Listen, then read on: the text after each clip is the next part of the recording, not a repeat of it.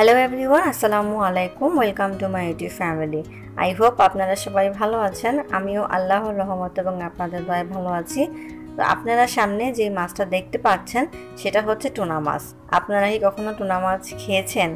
যারা দেশের বাইরে থাকেন, মানে বাংলাদেশের বাইরে থাকেন, তারা টুনা মাছটা অ্যাভেলেবেল পান, কিন্তু বাংলাদেশে মনে হয় না এই টুনা মাছটা অ্যাভেলেবেল। তো যাই হোক, টুনা মাছটা আমাদের বাসায় আমার হাজব্যান্ড প্রথম নিয়ে আসছে। এর আগে আমি কখনো টুনা মাছ খাইনি আর রান্নাও করিনি, সেজন্য আমার কাছে অনেক স্পেশাল আজকের রেসিপিটা। যেহেতু আমি এটা প্রথম রান্না করছি, আর দো পেঁয়াজে রান্না করতে সবাই পারে, ঠিক একইভাবে দো পেঁয়াজে রান্না করব, তবে সবার রান্না একটু ভিন্ন টাইপের হয়। এক একজন এক একভাবে এক এক প্রসেসে রান্না করেন। তো মাছটাকে আমি ভালো করে ওয়াশ করে পানি ঝরিয়ে দিয়ে দিলাম লবণ, আর সাথে দিয়ে দিলাম আদা রসুনের পেস্ট, হলুদের গুঁড়ো, মরিচের গুঁড়ো, সব কিছু একসাথে এখন আমি ভালো করে মেখে ম্যারিনেট করে রাখবো। টুনা মাছের কাবাবটা অনেকেই খেয়েছেন যারা বিশেষ করে বাইরে থাকেন। টুনা মাছটা সাধারণত বাইরে ক্যানে কিনতে পাওয়া যায়, আর আমাদের বাংলাদেশে তো কীভাবে বিক্রি করে বা সেটা আমি সঠিক জানি না, তবে যতটুকু শুনলাম যে মাছটার সাইজ অনেক বড় হয় বলে এটাকে কেজি মানে কেটে কেটে কেজি হিসেবে বিক্রি করা হয়। তো আপনাদের ভাইয়া এভাবে আনেনি, এটা একটা আলাম মাছ ছিল, মানে একটাই মাছ ছিল 5-6 কেজি ওজনের, 6 কেজি না যেন 5 কেজি ওজনের, আমি ভুলে গেছি। তবে আপনাদের ভাইয়া বলছিল যে 600 টাকা করে কেজি।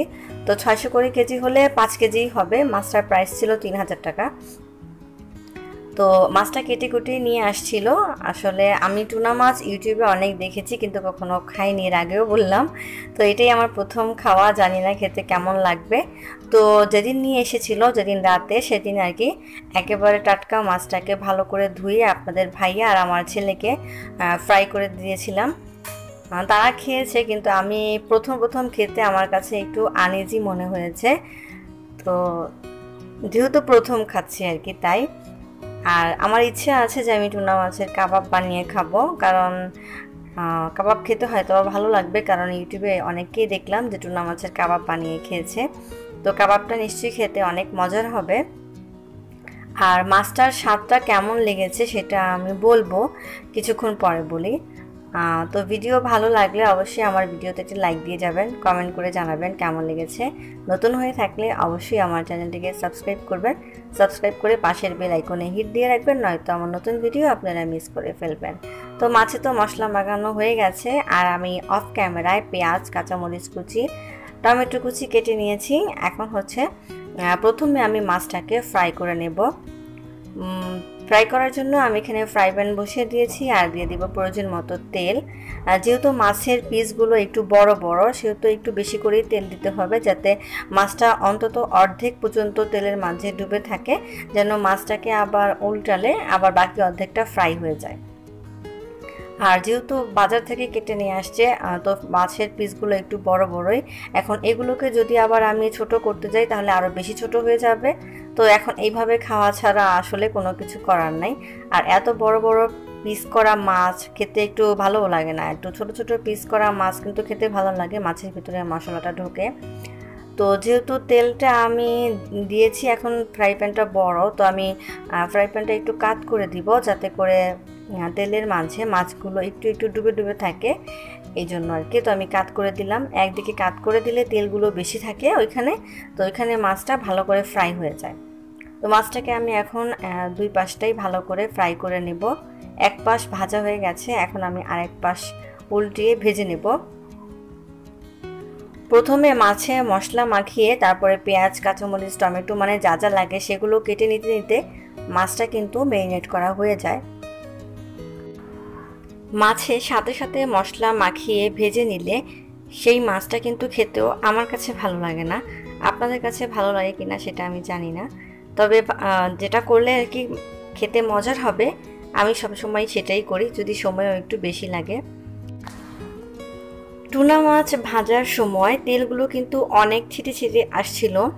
আসলে বোয়াল মাছ যেরকম ভাজার সময় তেল ছিটে আসে, ঠিক একইভাবে এই টুনা মাছ ভাজার সময়ও কিন্তু অনেক তেল ছিটে আসছিল। তো ভয়ে আমি কিন্তু দূর থেকেই ক্যামেরা দিয়ে শ্যুট করছি। তেলগুলো ছিটে ছিটে এত দূর পর্যন্ত গিয়েছে, সেটা আমি আপনাদেরকে দেখাবো। তো অবশ্যই আপনারা মাছ ভাজার সময় অবশ্যই একটু দূরে থেকে মাছগুলোকে ভাজবেন, নয়তো তো বুঝেনি হাতে পায়ের অবস্থা কি হতে পারে। তো আমি প্রথমে বুঝতে পারিনি যে মাছের তেল এত দূরে পর্যন্ত ছিটে আসবে। এই যে ওইখান থেকে এই দেয়াল পর্যন্ত মাছের তেলগুলো ছিটে এসেছে। আগে যদি বুঝতাম তাহলে অর্ধেক ঢাকনা দিয়ে ঢেকে রাখতাম, তাহলে এত দূরে ছিটে আসতো না। তো মাছ ভাজাগুলো হয়ে গেছে, আর ভাজা অবস্থায় দেখতে কিন্তু অনেক লোভনীয় লাগছে।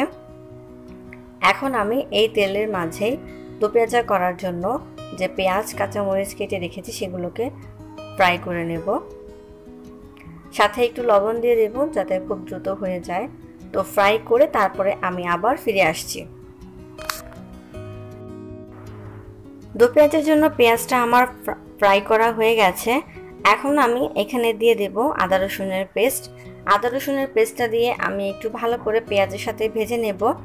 এইভাবে আপনারা ভেজে দেখবেন, যে কোনো রান্নাই, আপনি পোলাও রান্না করেন, মাছ রান্না করেন, মুরগি রান্না করেন, বিরিয়ানি রান্না করেন, পেঁয়াজটা ভাজা শেষ হয়ে গেলে যদি তার সাথে আদা রসুনের পেস্টটা ভেজে নেন, তাহলে দেখবেন যে খাবারের টেস্টটা দ্বিগুণ পরিমাণে বেড়ে যাবে, আর অনেক সুন্দর, অনেক ভালো একটা ফ্লেভারও আসবে। তো এখন আমি আদা রসুনের পেস্টটা পেঁয়াজের সাথে ভালো করে ভেজে নেব। তারপরে এখানে আমি দিয়ে দেব সামান্য পরিমাণ গরম পানি। পানি দেওয়ার পর একটু হালকা নেড়ে চেড়ে এখন আমি এখানে দিয়ে দেব প্রয়োজন মতো হলুদের গুঁড়ো আর মরিচের গুঁড়ো।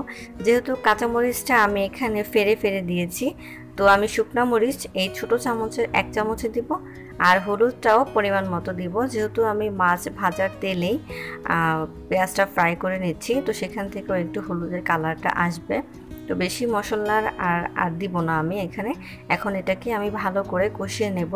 একবার কষানো হয়ে গেলে আবার আমি সামান্য পরিমাণ পানি দিয়ে কষিয়ে নেব। মশলা যত কষানো হয় ততই কিন্তু খাবারের টেস্টটা বাড়ে।